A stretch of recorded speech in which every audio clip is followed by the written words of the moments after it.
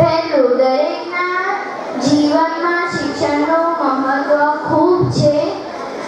બીજું, શિક્ષણ સમાજના દરેક વ્યક્તિ માટે ઘણું જરૂરી છે. ત્રીજું, શિક્ષણના લીધે સમાજમાં રચના થાય છે. ચોથું,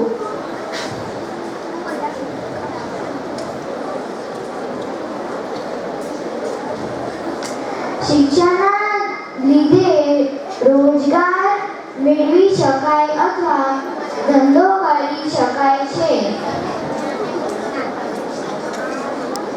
એક બાળકનું શિક્ષણ તેના ઘરથી શરૂ થાય છે.